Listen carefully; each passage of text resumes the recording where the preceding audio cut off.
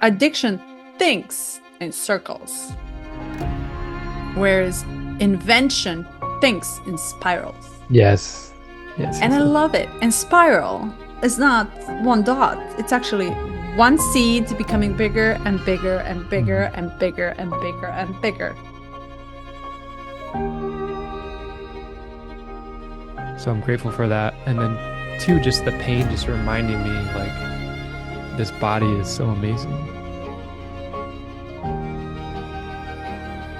Where else can you go Hmm. other than inside? And Hmm. when you're so almost like forced to face yourself, you find lots of love.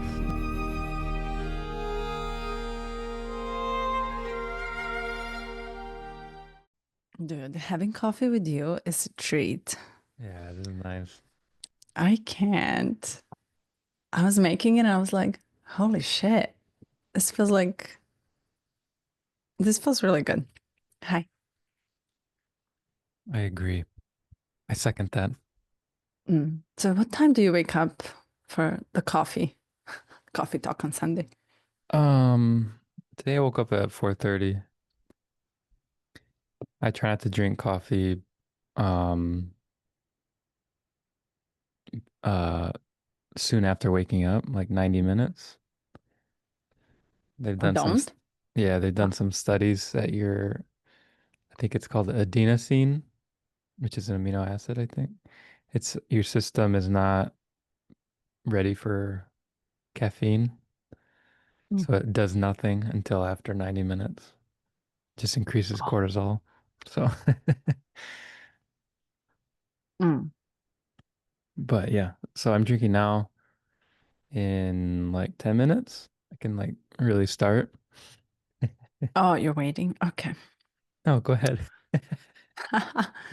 I uh I had a hard time waking up this morning because I went really late to bed and I was just like on a roll yesterday Hmm. and it was just really hard to go to bed um for some reason. So it took me a minute to wake up this morning. But yeah, my coffee does You're wonders. you're on a roll. What were you doing? Yeah. Reading, writing. Mm.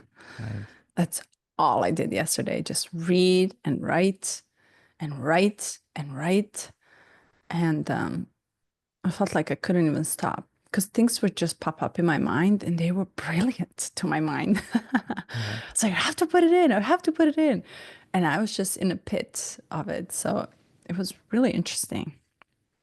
Anyway. It feels like you opened up a format a little bit, like the shorter, more poetic style that I've seen on Substack. Do you think that's attributed to like now you're writing more in general? Yes, I think it's changing. It's like it's the discovery of the world where you get to rebel everything that you can in this. Mm. It's almost like free form Hmm. of its own expression. But yeah, the smaller it gets, the more bombastic it gets, the more bangy.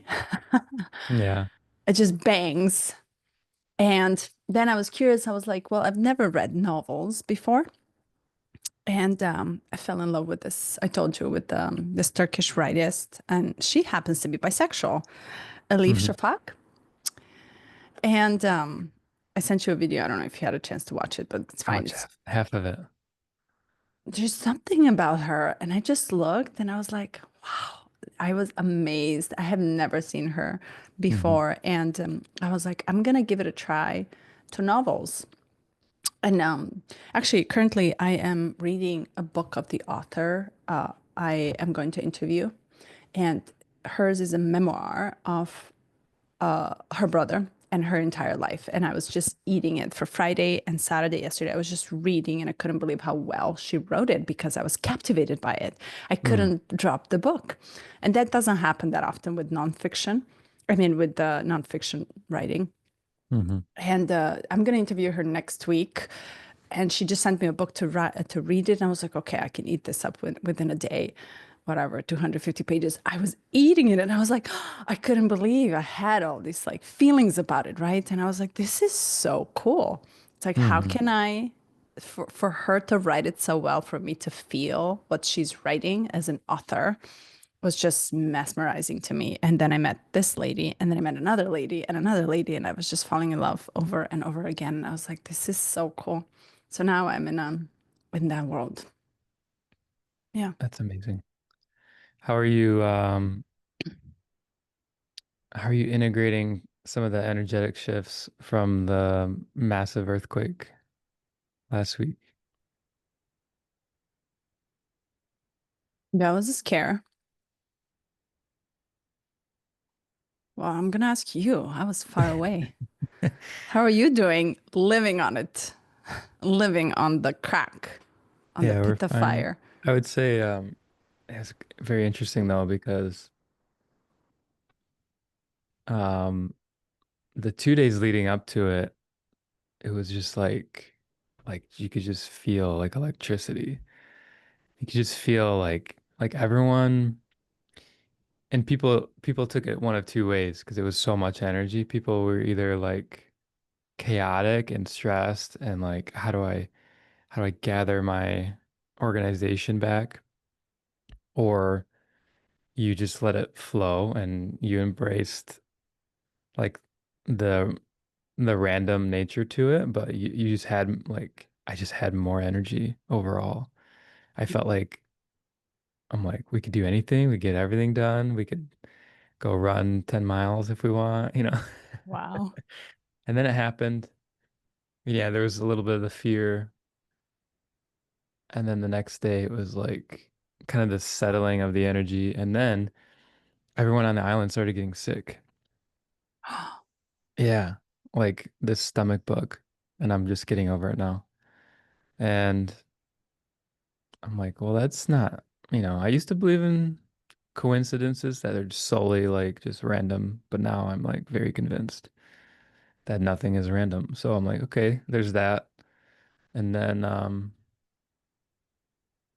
yeah, I'm more connected now with understanding like how and Richard talks about in this one between the solar plexus and the sacrum, how we have all of the neurons, how all of the connections, like we have more there that we've kind of suppressed, right? We've like cut it off. Like the thinking is up here, it's not down there. Hmm. And I mean, we'll get into that with the shadow and the gift, but with a stomach bug, I'm like, okay, my motivation is gone. I feel kind of depressed. I feel kind of like I don't want to do anything. Like I'm just beaten up. I'm actually like back to this state where I've been throughout my life at different times of like I get to the place of like contemplating death. I'm like, okay, why am I here? Now I know I am here. Like I have a stomach bug, like very clearly. Because like I wasn't feeling Wow. this way, and Carly's helping me with my health and my diet. So the the clarity I have when things are operating correctly is like it's like up here. It's like super now. Whereas before it was like everything's muddled, so I wasn't really sure what was happening. And now dropping into the sickness, I'm like these mental states are completely related and tied in. So it's just been interesting because I'm like having to let go of the mental, emotional stories and all of that and understanding like this is just sickness. I just have to let it pass. And what I found was instead of pushing through it, at least in this instance, I had to just release control entirely and just let it Mm. like, okay, Wow. yeah. And you happen to be the one that hated back in the day. I hate when someone says, let's flow. How Yeah, funny. I know it. Wait, so did you just read this key today? I I read it a while ago because it was in my profile, and then I read it last night, and then I reread it this morning. And So this is what got you. to almost like allow like almost like helped you release the control, the It's key, funny. Oh, it's understanding. funny because I had the realization and the release, and then I read the key and was like, of course, Mm. we're doing 34. I was just about to say, what? How? Yeah. Holy shit. Yeah. Beautiful. Yeah. So, okay, so your connection to the earth, you're literally living on the mouth of earth. And Yeah. often, more than often, she's just releasing, releasing, releasing. And she's been releasing right beneath your feet for what? Hmm. Over a month or 2 months already. All year since January. And We it's should have, such, we should have mhm, another big one probably today or tomorrow. per Stefan, Yeah. isn't he? Really cool. Yeah, he's good. Um, but can I just kind of sum it? Because this key is so perfect. Hmm. And it's tough. Man, it's really tough. Where is this key in your profile? Radiance. Oh, oh. Well, this is what you radiate out to the world. Okay. And if I may uh, notice, as I was reading this key, I had you on my mind, and I had other people that have this key on my mind. And I was able to not compare, but rather than just like notice, right? So that your energy, as far as was radiating towards me, or almost like was shown without you even knowing. Hmm. You to me don't strike me like someone who has a lot of drainage of energy. Like where there's a lot that mind comes in to complain about or make it as an excuse, or like you really strike me as someone who flows Mm. more. And I don't know, hence I really don't even know what you do in life, right? So I know nothing about you other than what you gift me as an energy and as this exchange. So I think that's actually really awesome that we know nothing about each other. But you don't strike me as someone who has the heavy energy that shows up. And for this shadow and gift to be total unawareness, for you to actually be not aware of when the shadow is happening and when are you operating from the gift. Like it's almost like it's tough, Key.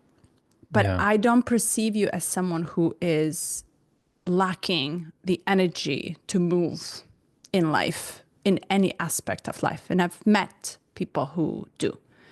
And there is a difference between, it's almost like, it's tough. It's just tough. I want to know everything about this key Hmm. from your perspective. So, how do you feel the shadow of force, this unawareness? How do you feel this in your bones? Have you felt it before? And before we move to the gift, how do you know you're operating? Do you even know you're operating in a shadow when you do? If you do. Um, yeah, let's get into it. Yeah, tough is a great word to describe this one. Yeah, he talks about like you're so selfish that typically selfishness itself implies that others exist, but you don't even have the awareness that others exist when you're in the shadow. And so it's like this is a dark shadow, you know? It's like if you think about it, to not even have any awareness of other people and just push through no matter what. I would say there's been times of maybe teenage years where I had the shadow, maybe early childhood, but for the most part, I was a pretty aware individual. I was always aware of how other people were interpreting my actions, like almost hyper aware, right? And that's, yeah, we can get into that too. But um Yeah, I'm trying to think of an instance of like intense self-absorption.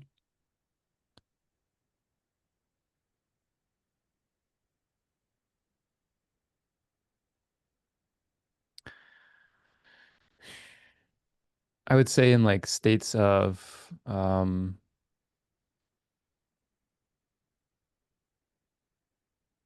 frustration or depression in my childhood or my teenage years, just that feeling of like actually not being recognized, not it's almost like the desire to display or the desire to be seen. And then the desire was so strong that it just pushed out like the awareness of other people. And I became very individualistic, very geared toward like whatever's on my mind is the most important thing, and almost to the point of like neglect towards other people. I would go to school and put up a wall and not interact with anybody. And so, yeah, there's moments of this shadow, but when I read it now, I'm like, it feels very far away, Mm. very distant. And it's like, I love how he kind of tied it back with that force that made us survive Hmm. as a civilization, and the same force that made us take a leap to stand up and straighten our spine, which developed our brain to think, which developed this mechanism and tool that is so powerful that can also self-destruct as well. And Mm. it's interesting, is he starts about this in the beginning and says like, when we use the force so powerful, when we are not aware that we're self-destructing, and we're actually in the midst of it, if you really, not only what we hear online and read across it, but when you really think about, when you really like, there's a sense of it. Like I don't know if you have the sense at the same time that what we're doing, yes, it's so advanced, but like we've never had that many wars in our civilization like we do now. Left and right, they're turning on. And anyway, not to politicize it, but there's a key that I thought it was so interesting, that the moment we are using the force to push through our agenda is the moment we let go of the flow of nature itself. Hmm. And Hmm. I want to know, do you have this? Because I find myself learning how to flow. And sometimes it takes a lot of effort. Sometimes it's unconscious. Sometimes I do it naturally. Sometimes I don't. So, and often when my mind and ego and survival kicks in, gotta make money, have to have a Yeah. paycheck, like it's a force. But Hmm. often when I don't force that and I flow, right between I'm about to give up and everything is about to fall, the miracle happens. Yeah.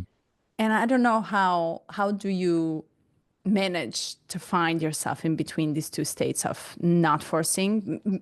Hence, you are not aware of this.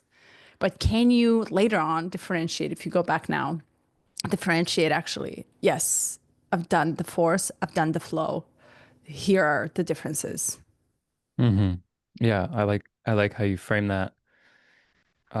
It's easier to grasp it in that frame than what I was trying to do before, which is like this complete lack of any awareness. Where now I feel like it's just undulation, right? Like the pendulum swinging, where in the beginning, when you're gaining awareness of something, you swing to the absolute deepest edge of that, how far that pendulum can swing. You're like touching the final point, and then you swing it all the way back to this other side. So it was like forcing, forcing, forcing. Like business as an example. Like, Carly, we're gonna do this. I'm gonna put you on YouTube. We're gonna make a blog. We're gonna do a funnel. We're gonna have people come into the funnel. This is how you're gonna start coaching. And then just forcing this one method for like a year and a half while it's not working, getting to a point of like maximum push, and then feeling like this defeat. The pendulum swings all the way back. We're in flow. We're like, whatever. Like she gets personal training job. I go do something else, come back, and then we come back into it. And I'm like, we're gonna do this business, second Yeah. iteration. And we've done this now, like, this is a great example. We've done this now like 5 times between her and I. And now she's found like this feels like it. This feels like no more swinging after this one. And how it came up was she kind of said to me, she's like, I found a mentor with a like a program that they're gonna help me with my business. And I would always get so defensive, like, well, I'm helping you with the business. Like I know all this stuff and I can help you and I can do this. And she's like, but this is for Instagram and you're not great at Instagram, right? And she was just trying to like get me to see the truth. And eventually I was like, okay, you do your thing. I'm going to be doing my thing. This is kind of about the same time that I started to do my personal brand online. So for me, I had something to like now put my energy in, and it wasn't just solely directed in what she was doing. So it gave me a break from that. And having that break where I'm like, I just let her have lots of space.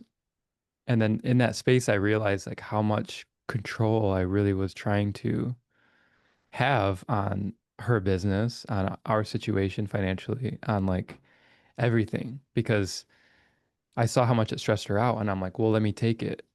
But what we needed Mm. was a little bit more independence between us to then like what happened, what came out of that is like, okay, accountability for each of us, where she doesn't have to rely solely on me. And then she actually has some sense of like, how do I move things forward?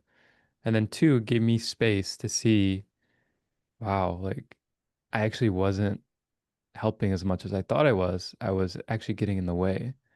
And Mm. so now she's doing really well. And then occasionally when we check in together, I talk with her about high level stuff or usually she'll just need like, and I say this to her now, like, I feel like I'm the coach's coach because I have all these great people in my life who are really great coaches. And I myself don't feel like a great coach. But if you came to me, Melitza, and you were like, oh, I don't know, like, just not sure if this is working or if this is, or like my client has this issue or this is happening. I'm just like, listen, and I just pump you up with everything I know about you and just like, you Yeah. got this, we're good. Like, this is working. Like, let's focus on the things that are going well. And that's kind of where we're at now is like, it's much more hands off. She has much more um, autonomy in her decision making and she's thriving. Like, she's getting clients and things are going really well. And then me on the other side, I'm like, I'm finding that I have more flow now. Yeah, and I don't like the word. I'm getting over it because It's it what? is what it is. Yeah. More flow now than I've ever had. Um, and I noticed I had this desire. So I'm joining. I know I'm like rambling, so please stop me. No, I'm following. Go, go, Okay. go. I'm joining an accountability group, the second round of it this week. And in getting back into it, I'm like, okay, I need to like, what are things that are gonna push my business forward? Push. Is this Aisha's group? Yeah. Oh, I'll be in it too. Yeah. Oh my God. So cool. Okay. What are things that are gonna, and then I noticed the approach was like, how do I force, you know, how do I push? How do I force? How do I move? And it was just, everything felt like, ugh, like I know I can do outreach. I know I can try to get people in my email list. I know I can push, push, push, but nothing, it didn't feel connected. And then, oh, man, there's like a million rabbit trails today. I'm so shocked because I'm like, I don't even know what we're going to talk about. I'm following. Keep going. But now I'm like, okay, I think what my thing is, and she calls it MDI, minimum daily input. So you just like a very small goal, something minimum that you feel like is going to move you toward your goals. And I played with camera settings yesterday because I've been doing YouTube videos now and I'm like not impressed by the image quality. And I would go to play with the settings by myself and I'm like, I can't figure this thing out. And I'm so annoyed because I did 100 hours of research about cameras, about framing, lighting, setting it up, everything. And then I get the thing and I don't know how to work it. So I get through the resistance. I find a YouTube video where they walk me through it. I change the settings and I'm like, this image quality is incredible. And I get excited again. And then I see Carly just laying on the bed with the boys last night, and I'm like, I want to take pictures of you. So after we put the boys down, I said, I want to take pictures of you. And she's like, well, I'm not in, this isn't my best right now. I'm like, okay, well, we'll put it for later. And then that led to, oh my God, I said I want to do this, pictures and video. And I haven't. I have the camera. Why haven't I? I'm like, oh, I recognize that the blocks and the resistance is like I just need to try. So wouldn't it be great to have a minimum daily input of a picture of something unique or like how I want to frame it? Just just getting reps in. And then the pictures will lead to the videos naturally because I'm like, oh, this would be great as a cinematic shot. I'm like, how cool. Now I'm feeling goosebumps again. Now I'm feeling Mm, alive and inspired. And you said when you push for money, it's like it's like you turn the north or the positive magnet and then you have the positive attraction that you're trying to get and every time you push forward it pushes away. mm, And then you flip the magnet over and you say, I'm gonna just look over here and do this thing and just release control of the other side and all of a sudden it pops in. And mm. I know that's what's gonna happen. As soon as I do this and I focus on the art and my artistic side and creativity, yeah. I'm like, why would I worry about who the next client is? Because my worry is gonna push them away. Just let it come. I got butterflies. I love this. Zzzp. But, do you recognize, can you recognize when flow hits you? When it hits you and this flow comes natural, it's almost like momentum. Let's call it a momentum. I actually wrote a poem about this. Like, I don't even know, is it a poem? Whatever. I just wrote a little Right. short thing. And I this yesterday, and I described it as momentum is almost like a bulldozer. Mm-hmm. He wipes off things for you, Mm-hmm. clean. And then you can actually move. And this sense of momentum doing it for you, all you have to do is just lean forward. And then you're actually catching up the speed as if you're going down the hill a little bit, just a little Right. nudge. Mm-hmm. And all you got to do is just almost like give it a try. And then Yeah. it goes and then it gets faster. And if you hop on that train of momentum, and it actually knows where it takes you, it cleans everything. So are you able to catch the momentum inside of you? And I don't know, is it coming from the solar plexus in that in between solar and sacral? How he explains it. Can you allow flow to come to your life? Can you catch it? Can you catch on that? How often do you hop on that train? Knowing your air is rising, you're led by your head. Mm-hmm. That's how you show to the world. Actually, it's not your soul, it's how you show up.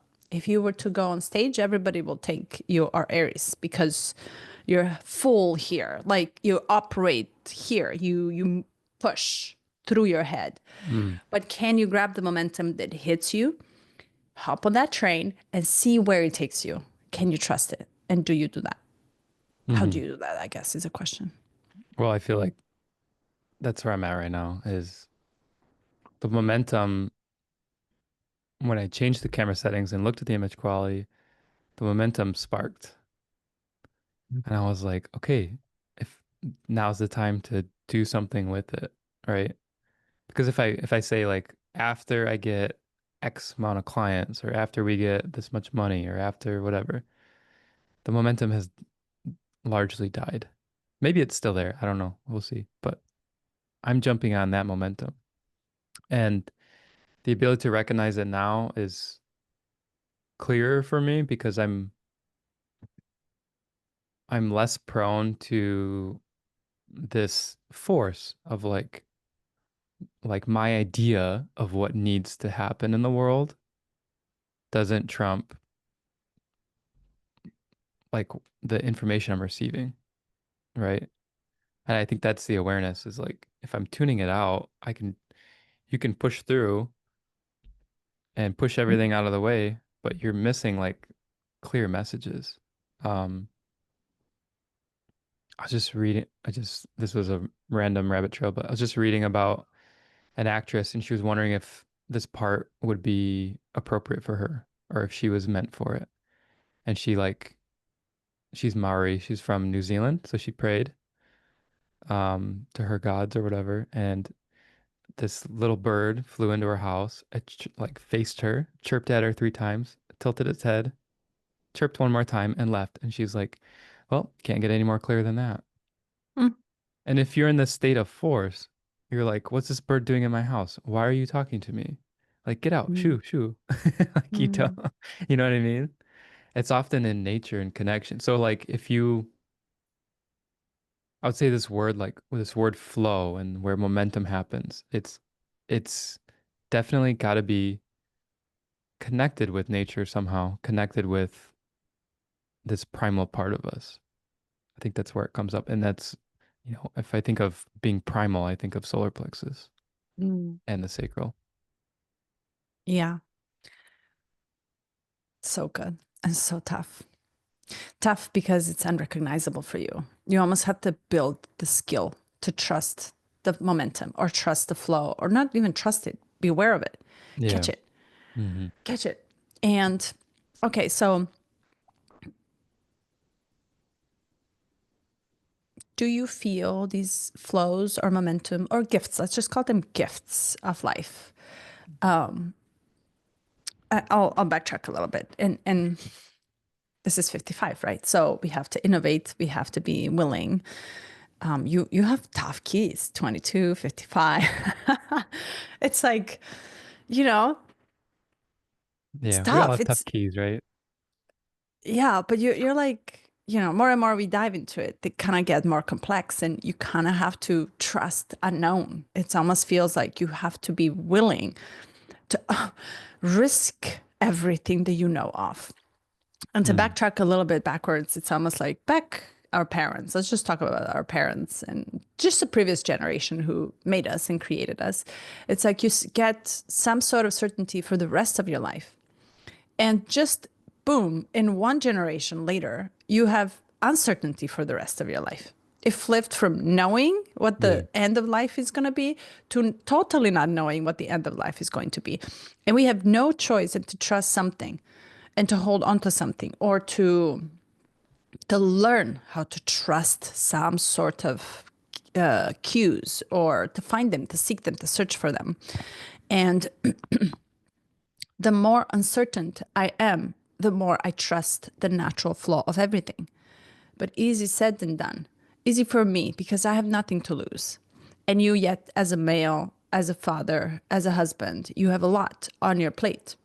So to trust the flow of life, to trust people that come into your life, to trust ideas, to trust art that shows up for you, to trust offerings, to trust, I don't know, maybe you just won a Kilimanjaro tickets for two and you're like, no, right? How do you practice? Where do you go to find the trust and stability inside of you to take the leap? And no pressure that you're meant to take. No pressure. Ugh, tough, so tough. Kind of want to hug you right now. Yeah, please. Oh gosh. Can you read it? Superficiality. Yeah. Self assurance and presence. Oh, let's go. Yeah, it's the programming partner. So this is in my sphere of purpose. And 20. 20. And then talking about like how do you find it? Um, when I think about people that truly have this gift of strength, it's not this like like physical strength forcing whatever. It's this deep connection. And that deep connection comes up when you can be still, when you can be present, and when you can be self-assured. Like in order to be still and present, you have to be self-assured, right? As we learned in 20. It's like the shadow of forcing, it tries to get you like in this state of you better gain control again. You better put the reins on because this thing is a wild stallion. And in the self-assuredness, it's like let it be wild. Like let's see where it takes us. Let's see what comes out of it. And to reflect back to you some of this beauty and this gift, like your ability to pivot and to listen. And I don't know everything, but you've like in this most recent example, like you went into coaching and you were like, this isn't resonating. This isn't the way that maybe this is like what I'm here to do, but maybe this isn't the format or the style in which I do it. And instead of forcing through anyway and saying, well, I need to have X, Y, and Z before I can listen to this message and change, you more than anyone else I know, you listen immediately and you just flip it as soon as you can. And I think you only get that when you have a sense of presence. Mm. Yeah. And you know what's interesting? Hmm. I flipped so many things in life. And I just thought about it yesterday, the other day, and I was like, what a beauty in privacy you Hmm. can find when you're so private that you dare. When, like when we're in a car, we dare to honk. But when you're outside, you're not going to yell because someone just cut in front of you. Like Depends on there's where you're this, at. yeah, that's true too. But almost like when you're in front of someone, it's almost like you're kind of like when you have privacy, there's a freedom. And I told you, I love my three subscribers, out of which one Yeah. is you, the other one is the other count of me, and my friend who I know. There's total freedom in not being seen, Hmm. technically, see Yep. me, feel me, validate me. But also, there's a purity in a space where you get to start and do this exact thing of trials and trials. And this lady that years ago, I don't even know, she was the older, I don't know. I watched the interview and she said, I have worked in my life 267 jobs to find the one that I need to do. I loved it. Why? Because she didn't stick with one and she didn't force that one. What if you're meant to actually try so many different tastes in order for you to make this perfect sauce for your cucumber salad? Like, how Hmm. do I know? I need a variety. I need rainbow colors. I need a lot of them. And I want to try them and I want to feel, is it me? And something sticks and something does not. Majority of the things don't stick. And I apply this to everything, to partnerships, to love, to life, to friends, to work, to art, to exploration, to travels, to everything. Because I have nothing to lose. Hmm. And I understand when you have a big, big responsibility in life. I literally have no responsibility. Well, okay, let me rephrase. I have my only responsibility is me. But when you have a lot that you are responsible for, it's very hard to do this, to trust the flow. And it's almost like you simply can't. You freeze. You it stops for you. You have to maintain the force in order to survive because we live in the system that does not offer this. You have to work for it. Hmm. But if I'm sitting here in LA knowing that my next paycheck is big question mark, I'm okay to sleep in a car. Yeah. And you have to kind of like get okay with it. but I've tried this many times again. And it's okay now because I've tried it already. I tested myself to it. And if it happens, I'm still going to have 10 fingers. This is still on.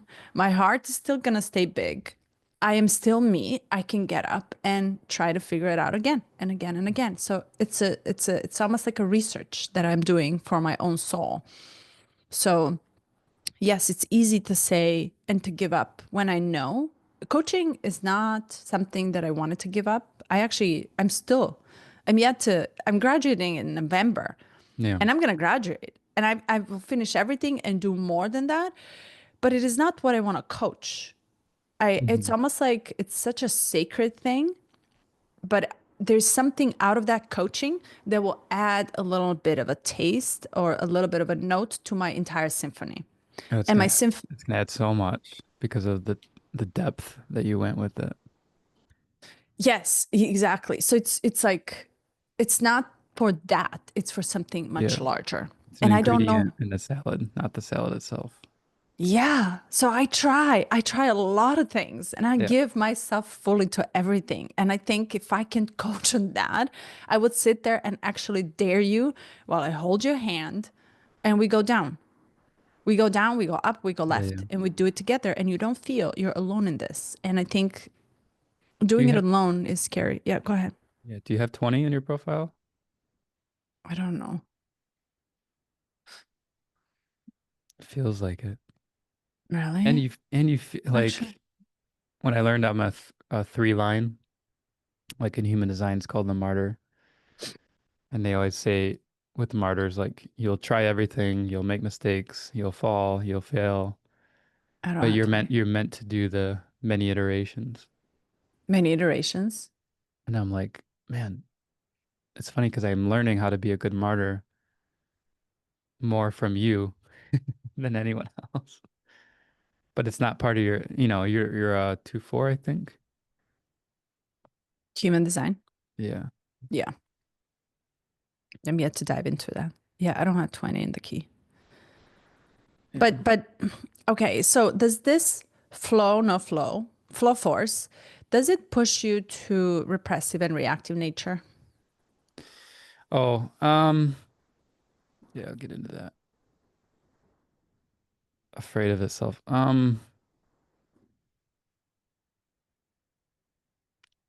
Yeah, I've never been reactive in this key. Um, Thanks, you're well, I Pisces. shouldn't say never. Gosh, it's tough. Does it, so let me rephrase this. When you meet someone who offers you a flow, and it says here, if you're trying to forcing something, you will continually meet resistance from others. Meaning, when you force your way to others and they're not buying it because you're missing the point. It's all about the flow. And does it force you to go into repressive reactive? Um, That yeah, knocked you out, obviously. yeah. Um, yeah, I'm thinking of like I did door-to-door sales. I worked at a bank and was supposed to sell credit cards. I'm thinking of like those were instances when I'm just forcing and people are like even my boss at the bank, she was like, the only reason why you would struggle with sales is if you didn't believe in the product. So you believe in the products, right? And I'm like, Yes. Yeah, these are great products." Um, does it lead me to it? Yeah, I would say like if I'm feeling threatened, if I was feeling threatened by like, oh, I don't have another choice, like I need this job or I need to make this sale or I need this pay, then I would become reactive and bullish and like, and usually it's like, okay, it's self-effacing in the external and like the need to keep that job because it's so fragile. It feels like very fragile. So I'm like, how can I make myself so beneath everyone here that I don't get stepped on and people don't see me as a threat, right? Mm. Ultimately. try to be vulnerable so that I get taken care of. And then going into a more intimate environment, becoming demanding, bullish. And it's just like just moments. Like I'll have an afternoon. I can think of my first roommate when I came home and the house was trashed. And then they were gonna have people over for a party. And I'm like, you're gonna have a party here? I'm like, there's dishes everywhere. There's food on the ground. I'm like, we're cleaning. Listen, all of you, come here. I organized, I gathered, and I was like, we're doing this. You must do it. And it was just a moment of like, probably because I was self-effacing in the realm that mattered the most, and then I was using the bullishness to try to balance the two. So yeah. Mm. And you're saying it's a flip of a moment. It switches on.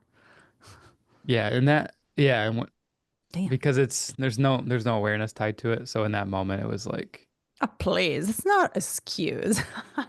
It's like I'm not aware. I get it. I'm yeah, just joking because it's like that's why it's tough because you have no freaking clue how you, until after. Yeah. yeah, how you affect others. So when the flow shows up at your door, do you get pissed at it? Say that again. When the flow of life shows up at your door, do you get mad at it? Pissed at it? Um, I'm just gonna Now, tease you about it. yeah, you are teasing me. Yeah, I would say like there's that it almost has a just disruptive quality to it, you know. Like this isn't in the manual, so why is it here? Mhm. And so I have the Taurus moon, which is like Mm. I want to be grounded. I want to have consistency in schedule. I want to have a similar environment. I want my flow to be similar each day. So if it's disrupting that, then there's usually some emotional reaction to it. Mm. So speaking of Taurus moon, um, there's a chart yesterday that we have this astrological group chat and we just exchange. It's like 50 astrologers in one group chat is another level of astrology. It's like you learn Overwhelming. every it's just a lot, but it's so fun. And somebody just sent the Mars in all signs. And Mars is the aggressor. Mars is the actual anger, or how I like to call The Aries, Mars. right? Yes, well, you're led by Mars, ruled by Mars, but I Mhm. like to call it a royal highness, the royal Mm, bitch that shows up, but it gets things done and it will bulldog and bulldoze. It's almost like it will push for it mm, no matter what. And now we're going through in month of August, Mars aggressor is opposing a lot of other generational aggressors. So there will be a lot of inner fight, a lot of fistiness, a lot of war inside of us and outside. So it's almost like it's going to challenge us now more than ever. But it's interesting because you said, and then it explains how Mars presents himself. It's all signs and Taurus, and some in minutes, some in weeks and days, and some in months.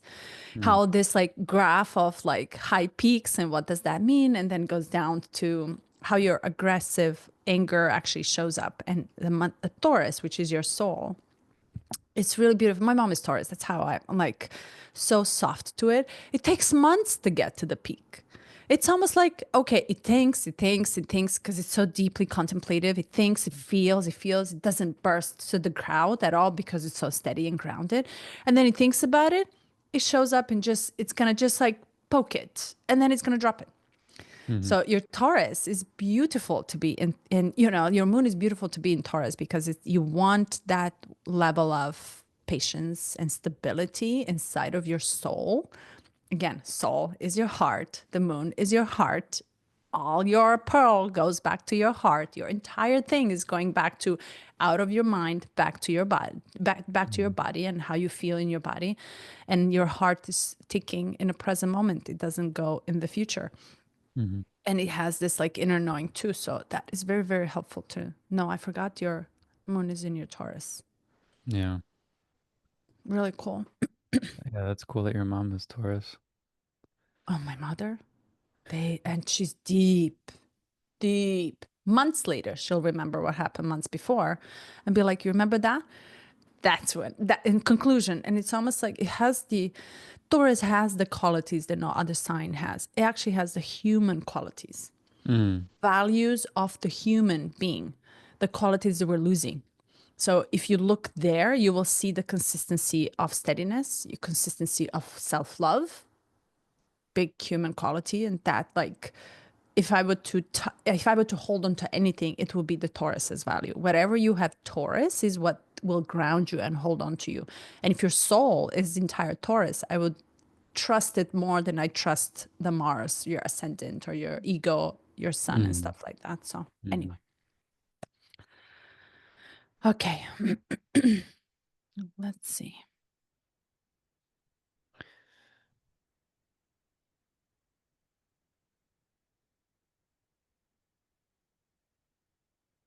Yeah. Each time someone is caught, I'm just fascinated by the shadow. Each time someone is caught in a space of trying to make something happen against the flow, they're under the influence of this shadow frequency. So for you knowing this, maybe you should just tattoo it right here. Yeah. Go with the flow. Reminder, So reminder, cheesy. reminder. Okay, I'm gonna drop it.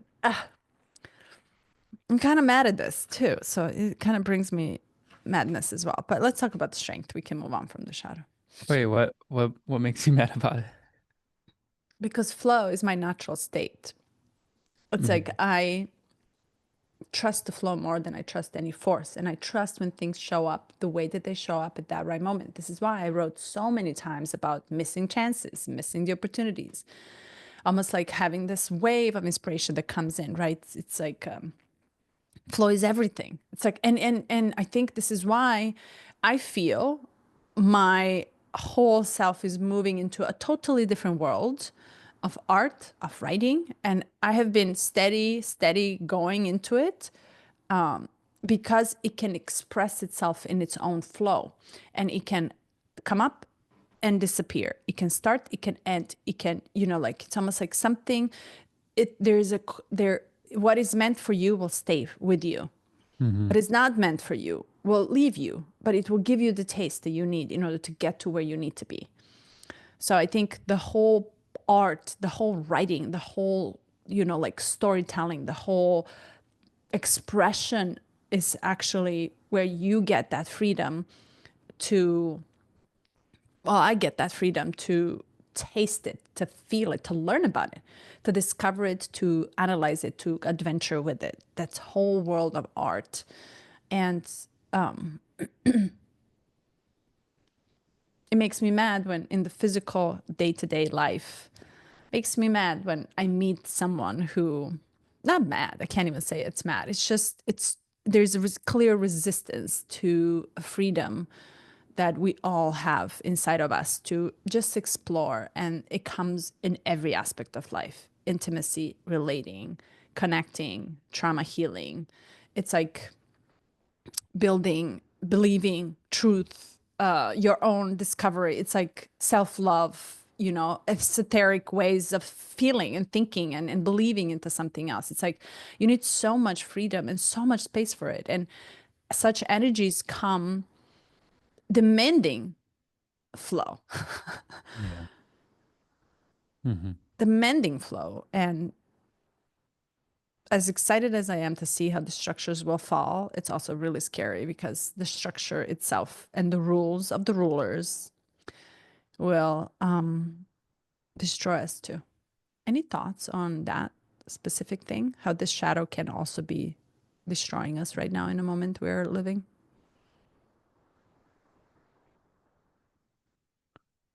Are you saying, because in my view,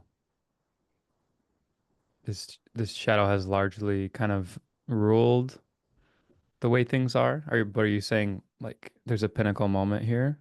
Can you talk more about that, or just direct me in the direction that you see. It speaks about how this force created us, right? So, Yeah, yeah. and gave us what we are right now.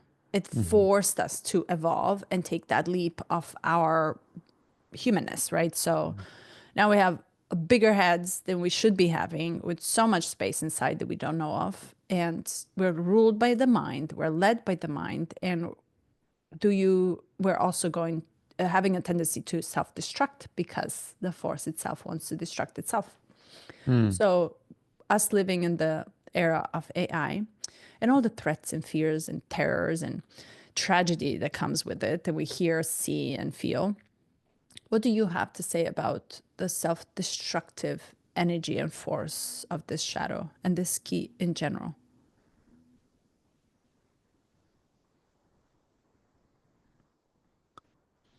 Um, hmm.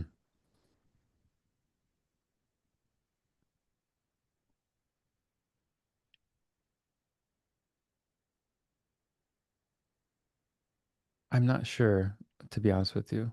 There's a lot I could say. I just don't know, like, if you're kind of asking my view of the way things are,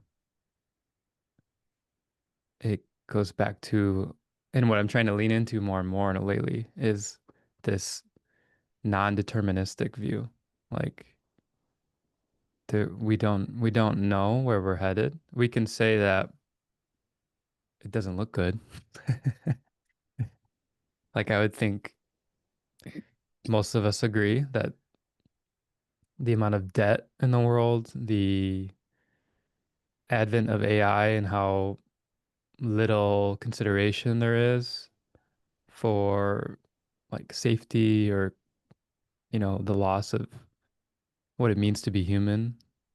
Um, the push to actually dehumanize because there's a capitalistic benefit to that. Um, because if you have a world full of present, connected to nature, flowing people, you don't have a very rich society in the sense of money. You have a rich society in the sense of purpose and um,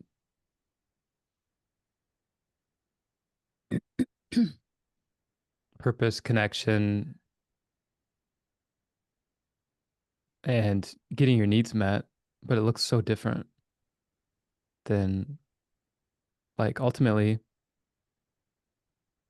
the the shadow of desire and the strength of it is will that shadow will ultimately push us into the need for evolution because ideally it would burn itself out or eventually it would burn itself out. It's like how much is enough, right? It's never ending. So where I sit individually amongst all of that is what a beautiful unknown that we're stepping into. And of course, it should have elements of danger as much as elements of look how amazing and awesome this is. And so all I can do is step back into presence and I'm so grateful that my sphere of purpose is self-assurance and presence because it just feels natural. It feels easy. Mm, And yeah, I think my natural inclination is to say that it will be glorious. It will be beautiful. But I'm the one that's seeking that, right? And what you seek, you will find. What you seek is also seeking you from a mm, universal perspective. So, yeah, does that answer your question? yeah, that's how you show up. And What you seek, you'll get. That's the contribution. That's that raising the awareness. And awareness, what I realize in this reading this, it's like, holy shit, awareness. It's just a part of the mind. Yeah. It's really the difference in here versus here. It's like almost we're raising awareness to see the reality in the mind rather than, and then go down and then start trusting the nature of everything. And in this key, he explains that the nature itself has its own ways, and we have to learn to trust it, even if it comes to self destruct again and again, Right. what she Mhm. created. Yeah, and And ultimately, sorry, go ahead. please Gets me excited. go ahead. Well, ultimately, like from the esoteric view, you know, the one out of nothing that turns into the many, that turns into the all, that then it's just this inhalation, exhalation, this expansion, contraction. That is the way that it goes macrocosmically, microcosmically over a Hmm. long, long, long, long eons of time and over the tiniest fraction of an instant or just our breath. So, in that sense, all is welcome, right? It's like you are welcome, this is welcome, And in that sense, aren't we so cute as humans? So right? cute. Cute, cute. We're cute little creatures.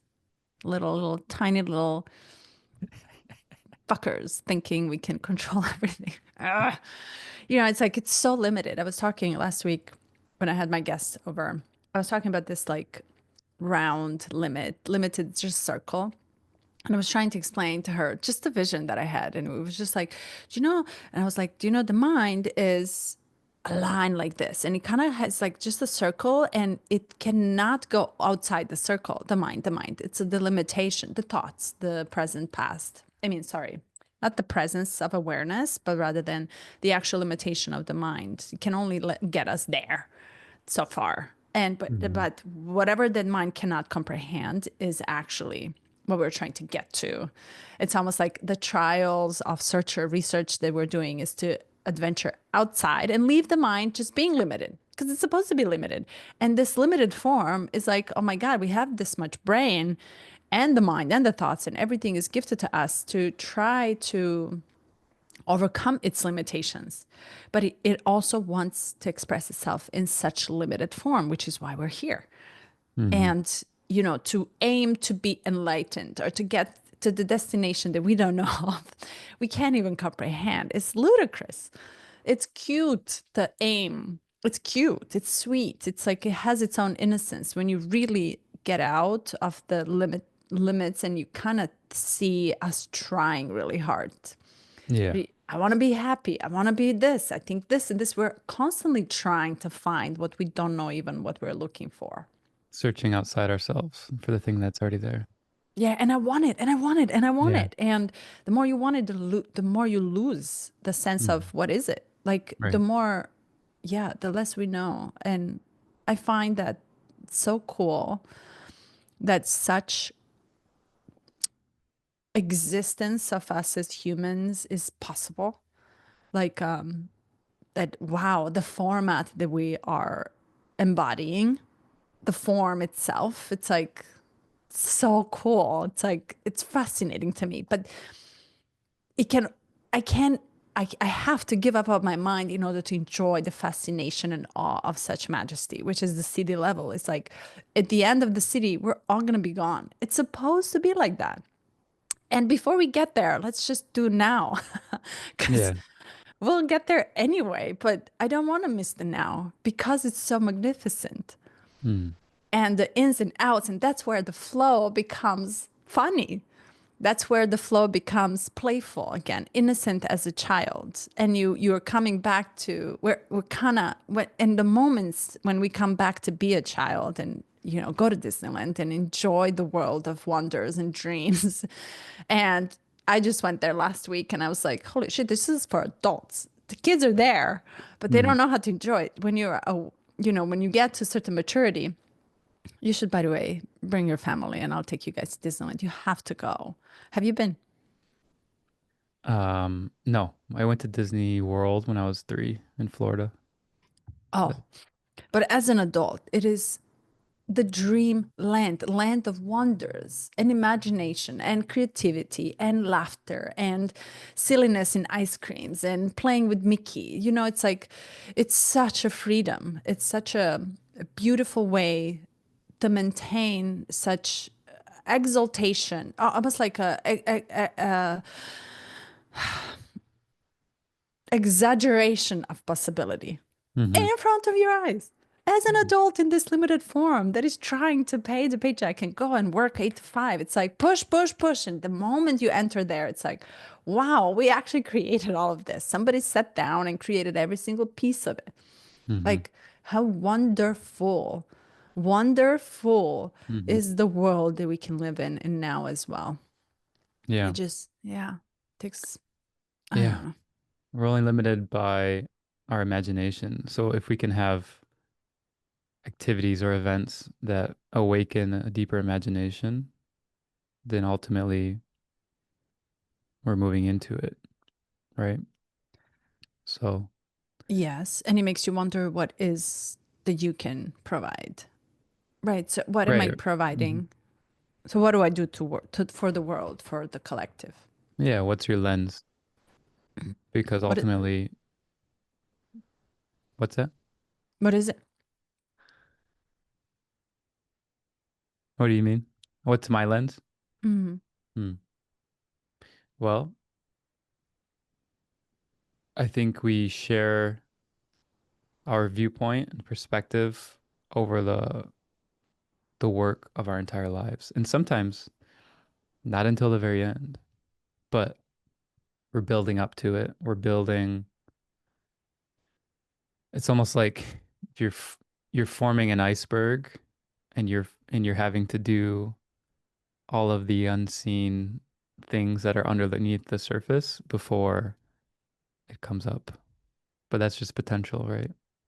Um, but I just want to touch on a couple of things that were like resonating as you were in that deep state of vibration.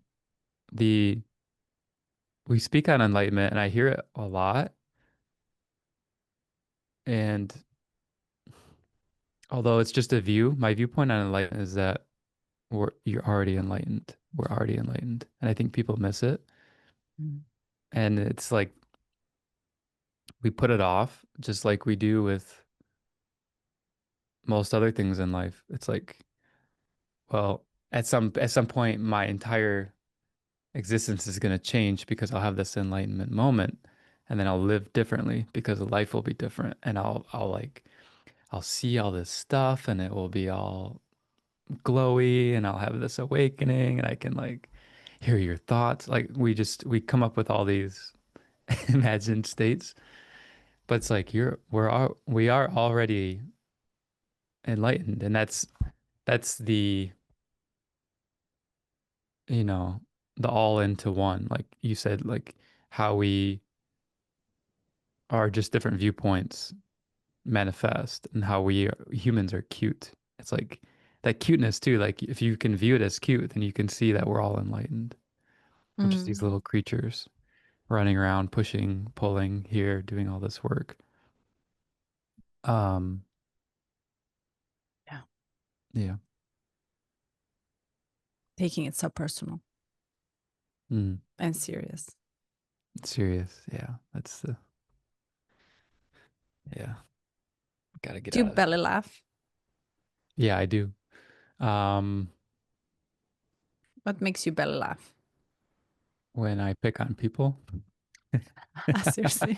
Yeah. Um, Uh-uh.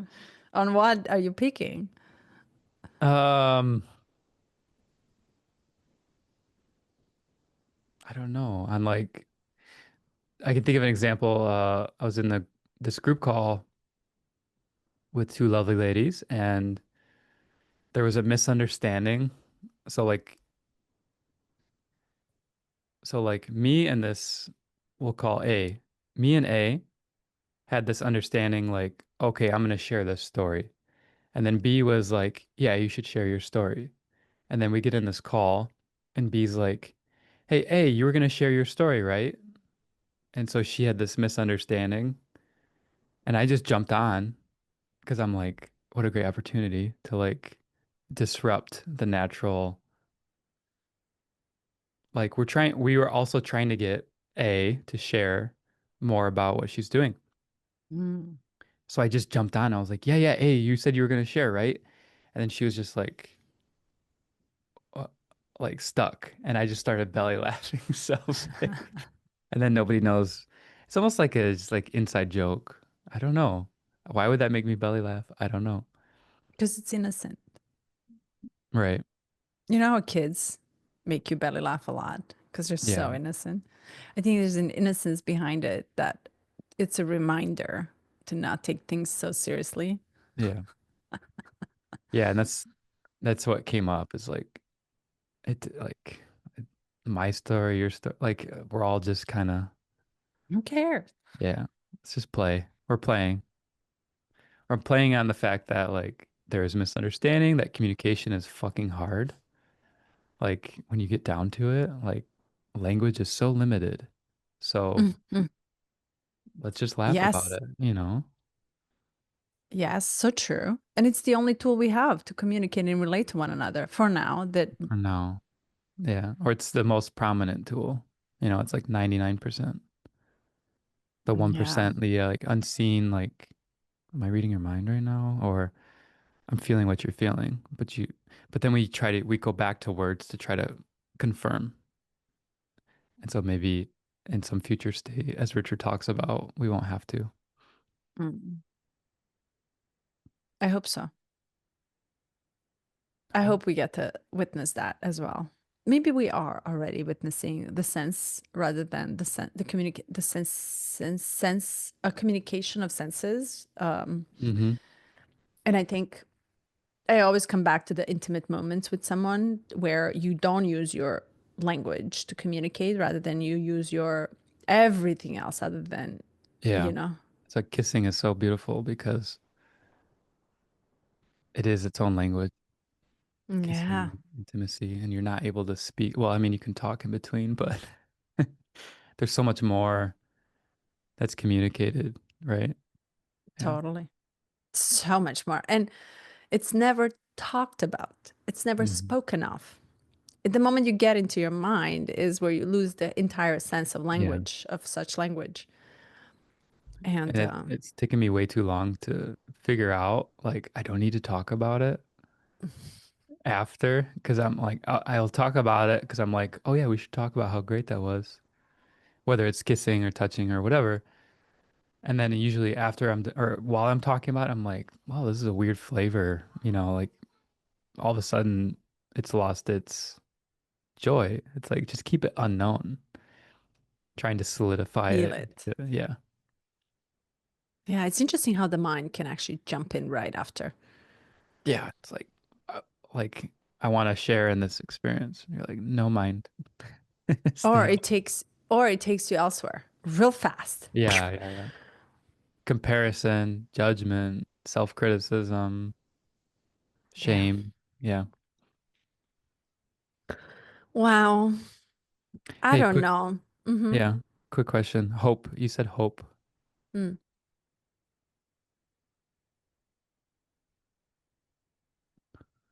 What do I want to ask you?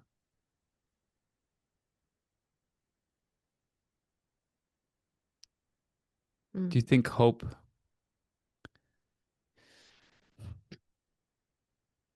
how does hope play with imagination? And do mm. you think hope itself is a good thing or a bad thing or neutral?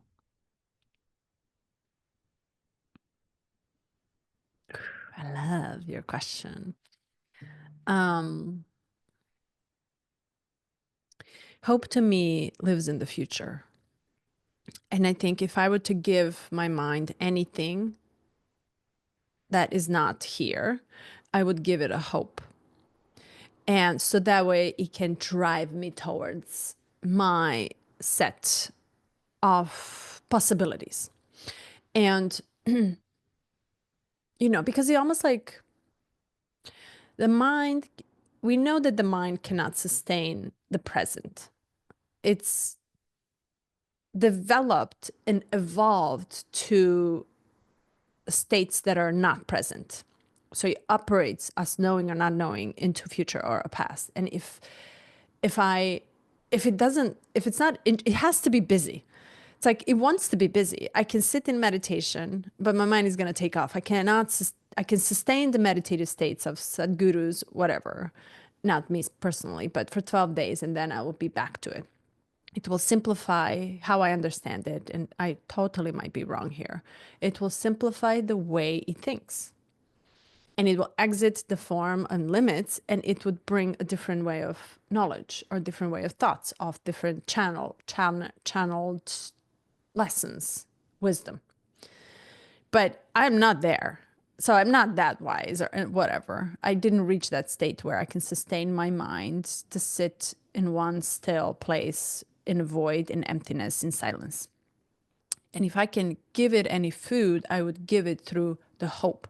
Hope brings me the openness. And if I can imagine anything, for hope, believing it will manifest itself. I would hope to get to that point by myself and have that of which when I think of the hope, when I hope for something, it's really not material. It's no longer material. It used to be, I want to have that much money, I want to dress like that, I want to have that status, I want to be that person. But it no longer is material. It's actually dematerialized itself to qualities that I'm aiming for, qualities of spaces that I can enter and feel safe automatically without me thinking, I need to feel safe, I need to feel safe. Or qualities that we can do inside of our body, right? So rather than inside of our mind. So my hope gives me something to move forward with that I don't know where it lives. I don't know, is it in LA? I don't know, is it in my company that I work for? I don't know, is it in this relationship? But I hope my states are going to get to that point. And I am working. So my mind is now working towards something that I hope of in a positive human way that I believe I need. Does that make sense? It's a little, it's almost like a self trap. Right. But if I can just put the roses around it and make an English rose garden with thorns, right? Knowing that it can come with thorns, knowing that the petals of the rose will die anyway, thorns will stay. Hmm. I want to hope that Disneyland is possible, right? And I don't want to hope for a utopian ending because it will not make me want to move. It will not activate my next step, my leap, my energy. At the gym the other day, I'm, you know how I go to the gym? I run and I hope and I, this is how I enter into the gym and I have my headsets on and every coach comes in and says, damn, every day you come in jumping like a rabbit. Tick, tick, tick, tick. Where is that energy coming from? And she asked me the other day, how do you have that much energy? And I carry on the entire, and everybody's melting in sweat. And I'm like barely even sweating. I was like, I have no idea where this energy is coming from, but I hope, but I have faith. But, like I don't know what is happening. I don't know where I have this energy from, but it's certainly not because my mind is utopian way of thinking. My mind yet has the positive outlook for everything somehow. Maybe it's because I deeply hope we, not even, not even for humanity, not even for me. The hope is just for whatever that it exists. It's like I believe in qualities of us so much that I can't help but hope there is another person who does the same thing like me. And I might never find out. I'm not supposed to. And let me ask you this. Why? Let me ask you this. This is what I've been contemplating. Exactly the same way. When something comes in your life and in a masterful, silent, private way, opens you up to this way of thinking, this way of feeling, opens up your entire galactic universe, your own. How come? How come they're never credited for it? How come One can credit that which opened them up widely, yet it credits, and I've seen this over and over again, over and over again, yet it credits the mind driven constructs and structures of safety in the mind, like consistency of the mind. But yet it does not credit the soul opening, something or someone or energy that came in as a flow, flowing into your life, opening and rupturing you in pieces. It never gets credited. It blows my mind of unfairness and injustice because we don't see it as such. They're as if they're not. I know I'm digressing, but I No, just no. wanted to ask you because it's almost like the master. Let me call it the mastery. He calls it the majesty. Okay, let's just use it the majesty. The majesty of someone coming in. I'll give you the example. Rumi had his teacher that showed up and disappeared. And he later on, in all the writings and translations, dedicates his mastery of becoming Rumi in poetry to his teacher, Picasso. Great example. Picasso did not become Picasso. I don't know if I told you this until someone showed up in his life to take him to that path where the Picasso, as we know it today, existed. But there's so much credit being given to such magnificence of someone who came in to open and crack you open. That unfairness kills me. Yet, I accept it because maybe such majesty, such mastery is maintained in secrecy and privacy itself. Hmm. Wow. Yeah, there's a lot there. A lot. And yeah, yeah, So just to get clear, there, because I feel like I heard it two ways. There is credit given to the like the breaking open, or there's not credit given. not. And credit is not needed. It's just the limitation of the let me give you the example. When we don't talk and we just connect on another level, let's just use the intimacy as the example. And there are spaces that we independently go, but yet with someone else, right? And these spaces are cracks of our possibilities, our potential, our existence, our being, our becoming, everything else that cannot be explained, everything unexplainable. And those are moments. They're momentarily, they're second last. They're just moments that you need something or someone to come in and crack you open. Hmm. And that deserves much more than what has been given in the history. Because it's in itself the mastery of art. It is in itself the magnificence and magic of life. The moment. Mm. Yeah. Yeah. I can think of, do you know the Odyssey, the story of the Odyssey? Mm-mm. Mm. Odyssey. Yep, yep. Go ahead. Yeah. I think of like when things are put in the hero's journey, there's actually a lot of credit given, but I wonder in what format, like an autobiography or how we talk about the artists or how we talk about the great thinkers. Is that, is it like in our general sense of awareness, um,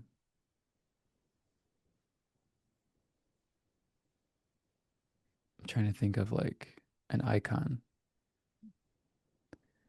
Like for example, well, I don't know. Yeah, I'm curious. Something's pushing back for me because I'm like, well, Ram Dass has a huge following, and most people that follow Ram Dass are aware that he had a guru, Maharishi, But, you know, that's a little bit different where his sense of self was consistently dying and he was giving credit away. And he was actually like preaching this message of like, you are the guru. Um, yeah. So just another question. Is this like our general sense of awareness of the greatest thinkers, artists, doers of our time and how little attribution we have towards those moments or those people or those circumstances that broke them open? Yeah, exactly that. And I think it's the general, it's actually awareness of how that moment was pivotal and catalytic for you to Right. become you. Like it's And everything. yes, yeah. Hmm. And maybe it's meant, so, you asked about the hope. If I were to think about anything of such thing, I wouldn't by default think of it as negative. I would rather think of it as maybe such, maybe such force is meant to stay secret, sacred. It's meant to The hope not, is, or just my understanding. so Thanks for by me correction. poking it, you're kind of like going a roundabout way of like, don't ask more questions, Eric. No, no, I want you to ask more questions because I'm realizing what I'm coming to, my mind is coming to the realization that for such beauty to maintain its pureness, it might, it might, it may be there, it might want to be private. It might want to stay private. And I wouldn't be me if I don't question that either. And can I Mm. offer, can we bring the,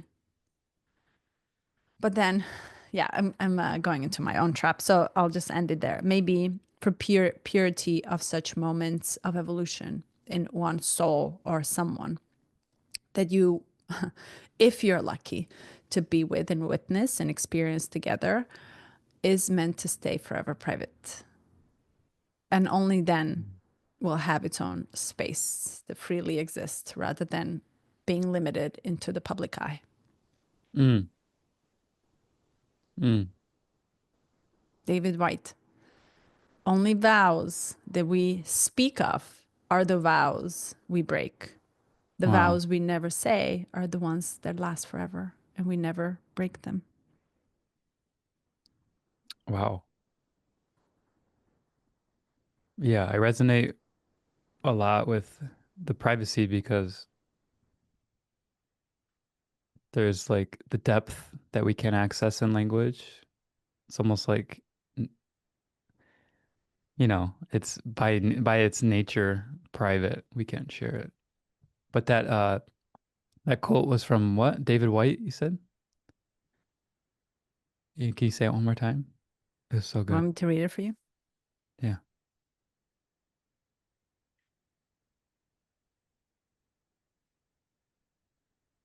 My favorite.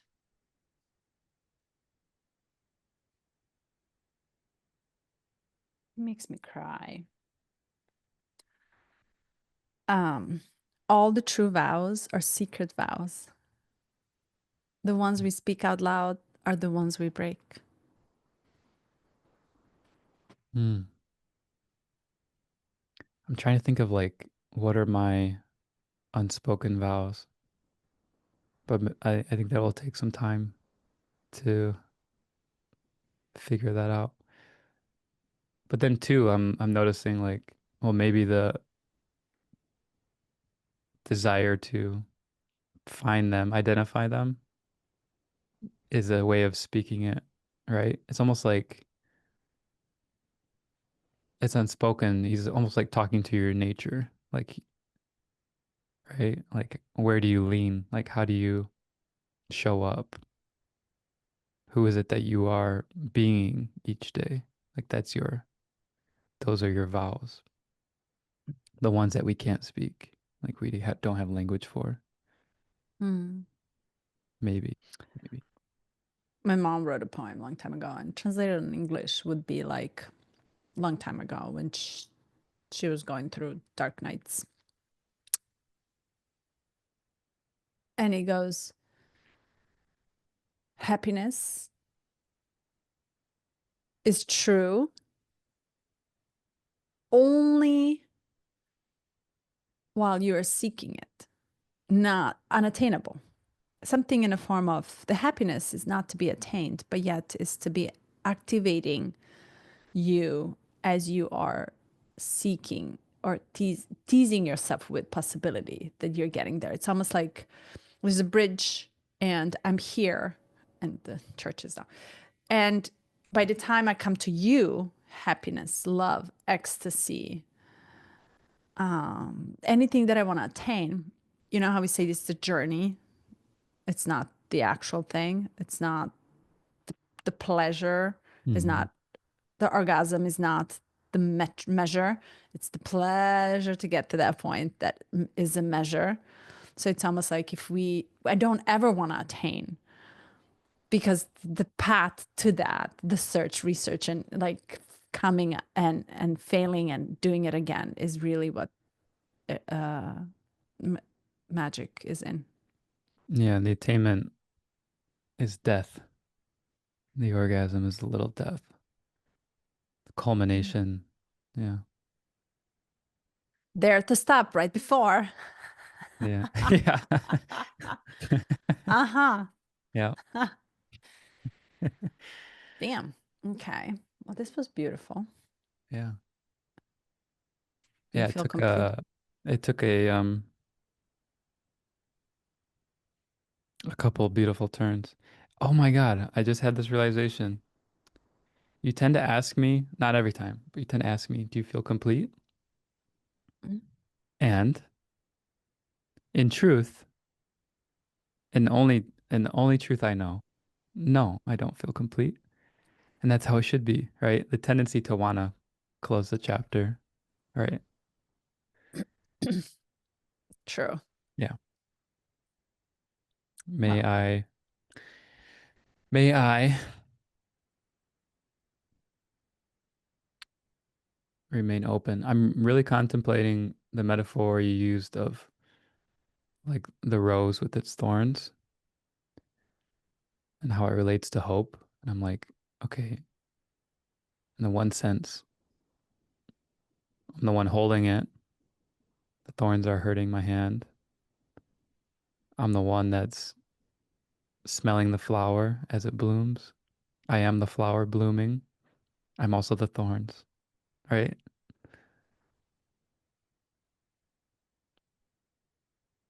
Yeah. mm, I'm also the one dropping it, letting it be. so good.